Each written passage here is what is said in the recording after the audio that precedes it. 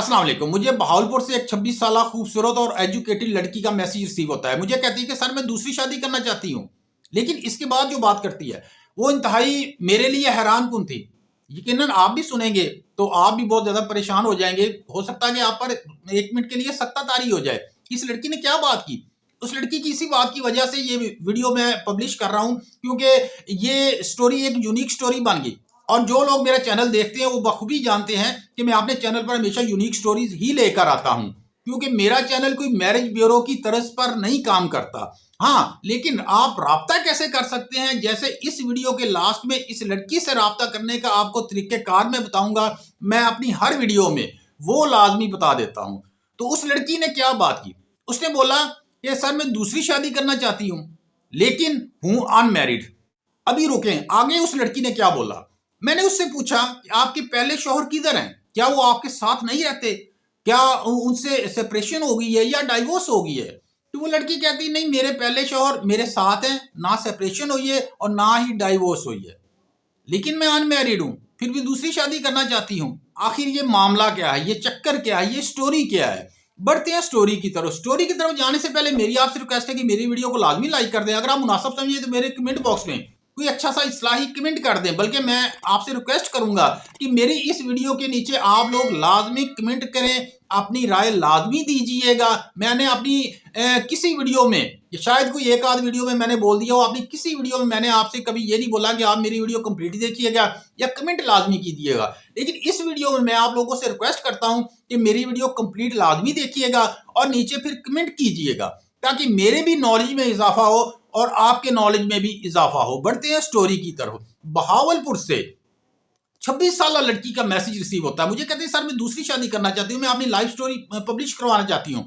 तो मैंने कहा ठीक है, चलें सुनाएं, क्या स्टोरी है आपकी। मुझे कहते हैं कि सर मैं दूसरी शादी करना चाहती हूँ लेकिन हूँ मैं अनमैरिड।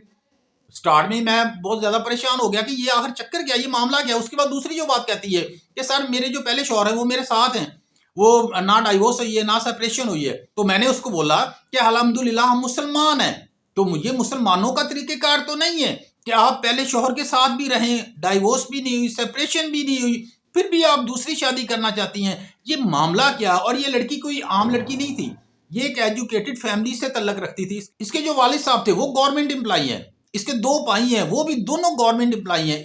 इसकी जो बड़ी सिस्टर है वो मास्टर डिग्री होल्डर है, उसकी शादी हो चुकी है रावलपिंडी में। एक छोटी सिस्टर है इससे, वो इस्लामिया यूनिवर्सिटी में भी पढ़ती है, शायद एमएस कर रही है। और ये लड़की भी एजुकेटेड है, इसने ग्रेजुएशन किया हुआ है। ये कोई आम लड़की नहीं है, ऐसे नहीं कि कोई ज़हनी मरीजा हो, ऐसी बात नहीं है। बातचीत करते करते, बातचीत के दौरान इसने एक ऐसी लाइन बोली जिससे मैं कुछ समझ गया इसके पीछे मामला क्या है, ये क्या चक्कर है। जो लड़की कह रही है कि पहले शौहर के होते हुए मैं दूसरी शादी करूंगी, तो जाहिर है उसके बारे में कैसा आपके ज़हन में ख्याल आएगा।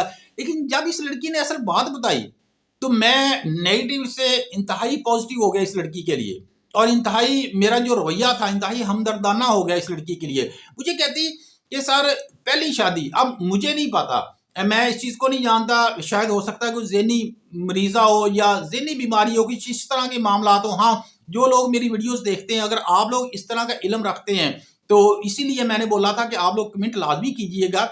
इसने बोला कि सर जो मेरी पहली शादी है वो जबरदस्ती की शादी थी और एक जिन से मेरी शादी हुई है, और अब मैं इंसान से शादी करना चाहती हूँ।